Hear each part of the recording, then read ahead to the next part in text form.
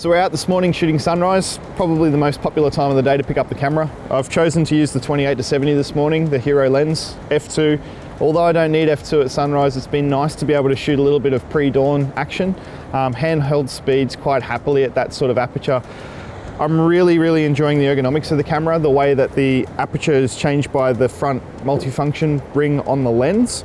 I've got shutter speed and ISO at my fingertips, so as I look down the viewfinder, I've got a live histogram. I can literally make those changes and see it happening before my eyes. So therefore, when I hit the button, I know I'm getting the right exposure first time, every time. So yeah, let's get into it.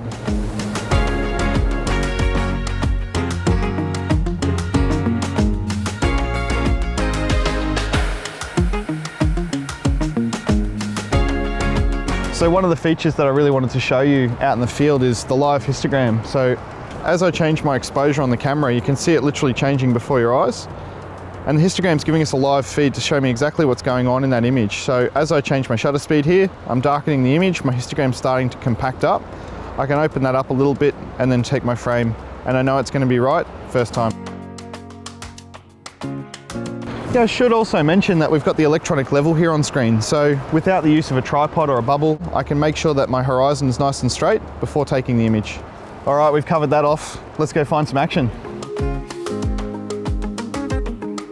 A couple of the really quick, easy features to use with this one. Having that control ring on the front there, I can change the aperture with a flick of a wrist. I've got shutter speed and ISO right here under my right palm.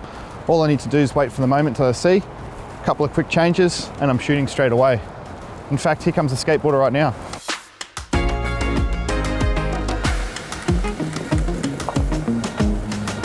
Loving the action there, just slowed down the shutter speed. I came down to do sunrise and next minute we're doing skateboard photography, some high-speed action. I've just loved this camera. I've been able to change the aperture and shutter so quickly from going from doing landscapes to doing action. So just have a close look at the detail here. I'm just gonna use my fingers to pinch and zoom. You can see the whole left-hand side of the skater's body is just beautifully sharp. I've got that lovely sun flare coming in via the neck. They're like Mr. Anonymous to me, but the background is just so drawing in that I've got this beautiful pan through the background. No one's identifiable. It kind of looks like it's just me, the skater, and a moment. I love it. It wouldn't have been possible if I couldn't access aperture, shutter, and ISO all at the same time. As I said, I was set up to do sunrise, and next minute, a skateboarder caught my eye. This is the result.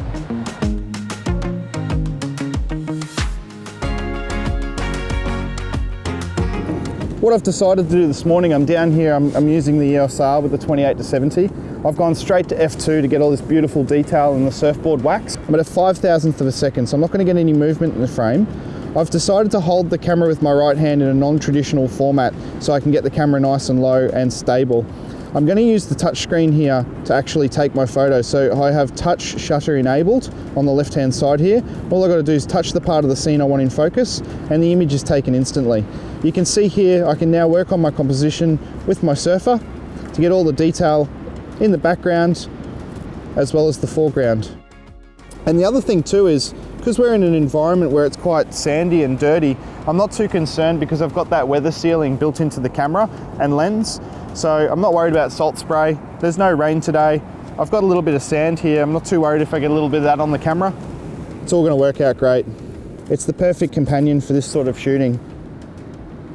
Really happy with that. Thanks for the photo, mate.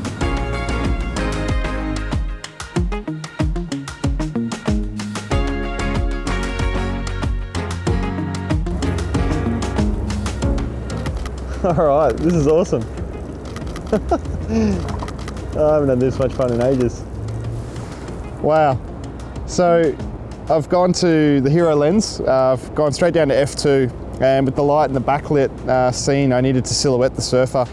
I've gone straight to an 8,000th of a second. 8,000th f2 ISO 100. It doesn't get any better than this. The photos are just so much fun. I really enjoyed this. This is great.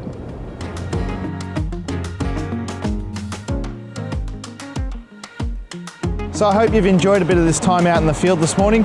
Some of these shots you just can't do in the studio. You've got to get out with the camera in your hands and have an adventure. Thanks for joining us. We're going to head back to the studio now and have a closer look at these images. So we've just come back from the beach. I've got the memory card out of the camera and I've downloaded them to the MacBook, and we're going to have a quick look at some of the information and some of the photos that we took this morning and explain our way through them. So a few things that we changed. We went out looking for a sunrise, and before you knew it, we had a little bit of action at our footstep. We had to change around some settings such as shutter speed, aperture, but also we used some of the drive mode settings of the camera, so we were able to shoot a burst or rapid fire mode. So we'll go through some of those settings now to show you how to quickly change those in the field. You might go out wanting to do a sunrise and next minute you've got the surfer in front of you flicking the hair like we had this morning. So we'll go through those in detail right now. Let's have a closer look at the skateboarder. At the time I was at a fairly broad depth of field of f16. I was shooting sunrise at the time and I got kind of taken by the skateboarder coming towards me. My first reaction was to slow down the shutter speed as much as I possibly could to get a little bit of motion blur in the shot. So if we have a quick look here, I'm just using my touch bar at the top here to actually navigate through the images. And the one that caught my eye is actually the anonymous shot. So where my skateboarder's head is missing from the image, and I actually can't see the skateboard at the bottom. So I've got this really cool creative motion blur happening where the right-hand side of the body is completely sharp and a little sunburst coming through. If I want to go back and check my settings for this, I can hit the info button right here and it brings up my shutter speed, which in this case was a 20th of a second, at f16, ISO 100.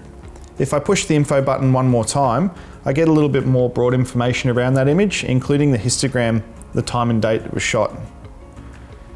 One more time with the info button and the image will return in its full glory.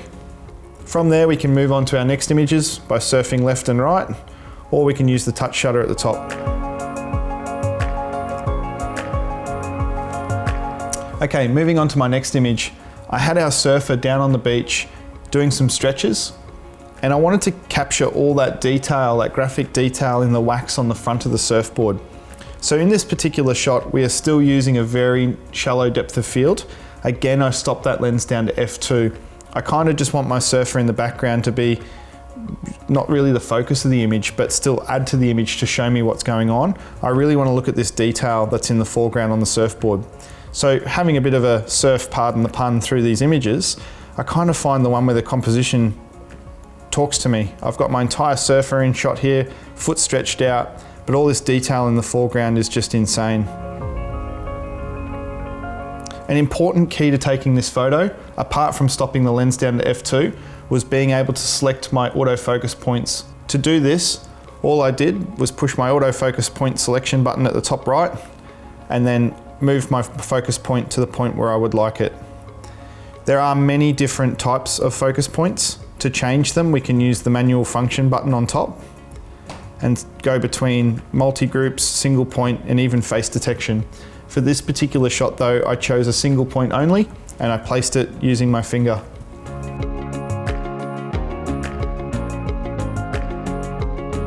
We had this opportunity where the surfer came up for a shower. I saw an opportunity here to shoot him into the backlight so I could silhouette the body and hopefully get some reflections and splashes off as he flicks his hair around.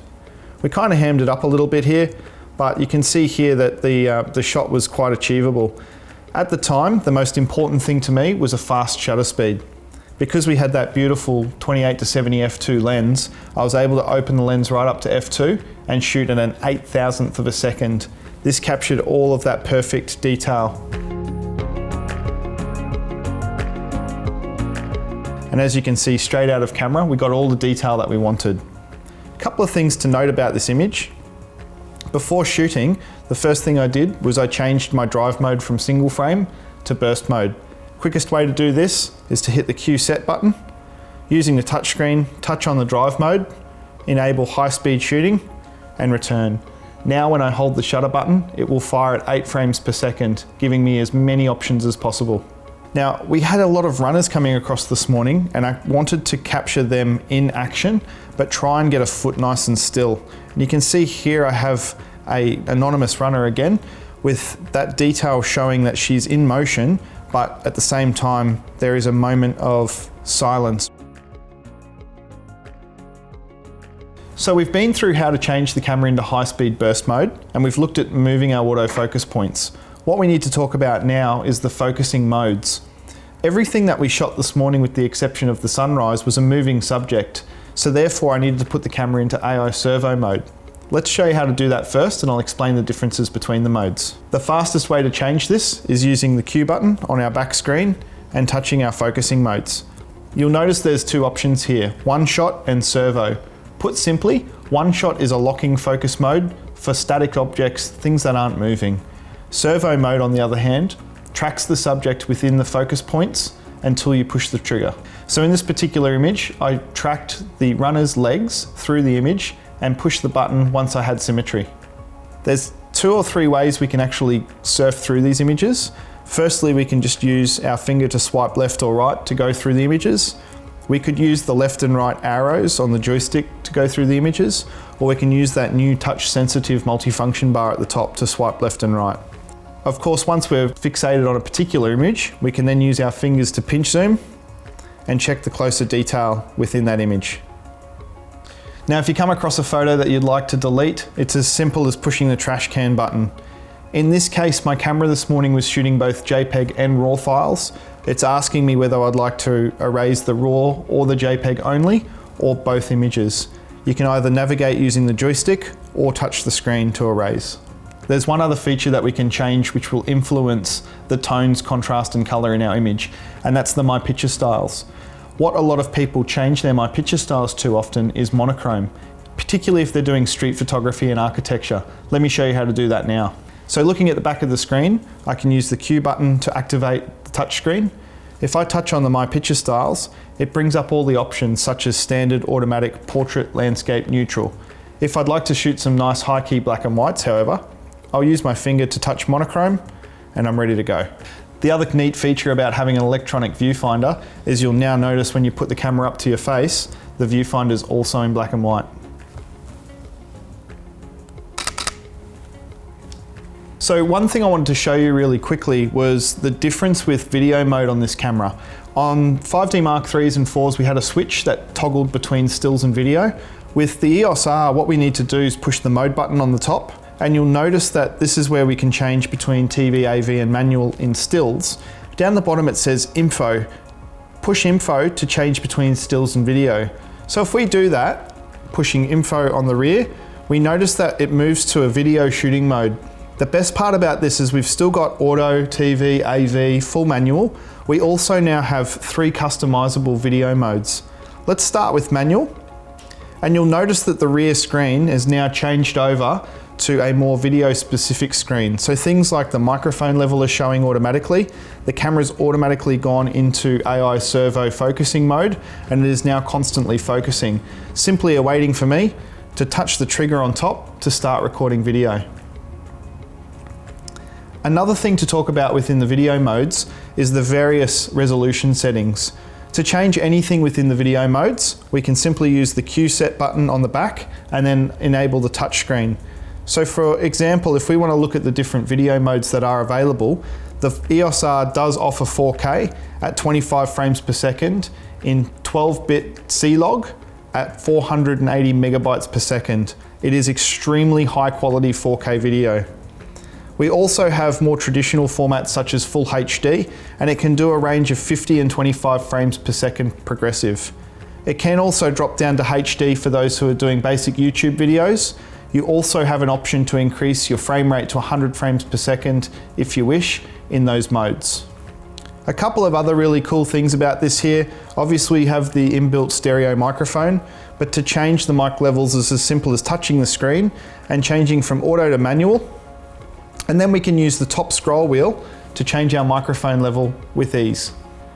A couple of other quick bits. Obviously within video modes, the My Picture Styles and white balance are very important also. So Canon's positioned these in very easy access areas. To change our My Picture Styles, we're currently in monochrome. We may choose to go back to standard. It's all done easily with the touchscreen. The auto white balance is great, but we may also wish to lock it off to sunlight or flash or a custom Kelvin value anywhere between 3000 and 10,000. This camera also has an additional feature within movies for stabilization. So we've got our image stabilizer built into the lens, but we also have another feature called Movie Stabilizer. To change the settings on this, you'll notice that there's a little handshake icon at the bottom of the camera. Tap on this and Movie Digital IS can either be disabled, enabled, or set to an enhanced feature. This particular feature will allow you to handhold the camera with ease whilst shooting high quality video. Another advantage to using a mirrorless camera is we can have the electronic viewfinder work in movie mode. Outside of that, we can press the info button a couple of times and we can bring up all the information we wish, such as microphone level input, our electronic horizon, and also an instant histogram, which for me is an instant hit. Just recapping this morning, all those photos we shot were on the 28-70 using the EOS R. This is a revolutionary lens. This is a game changer. At f2, we are letting in so much light, I was able to shoot that surfer at an 8,000th of a second, backlit by the sun, and still get all the detail. Up until now, we would have had to put in some lighting of some form or chosen a different time of the day. This f2 lens has really opened up a whole new level of possibilities for daytime photography and for street shooters, wedding portrait. In fact, you know what? I just take this one with me now. So thanks for joining us in the studio and also out at Manly Beach this morning. We've had a great time. We've put together some great images and some ideas on what you might want to shoot next time you're out and about. We've looked at a couple of the features that make the EOS R really simple and easy to use in the field, particularly loving that new aperture ring at the top to be able to change the aperture of the lens just with the twist of the wrist. We've also got the new backlit LCD screen, the touch sensitive track bar. Of course, it's a fully articulating touch screen also, and all of these features played their part in this morning's photos. Without that whole feature set, we wouldn't have been able to do everything we did with the ease that we had. Thanks for joining us. I hope to see you soon in the field. Happy shooting.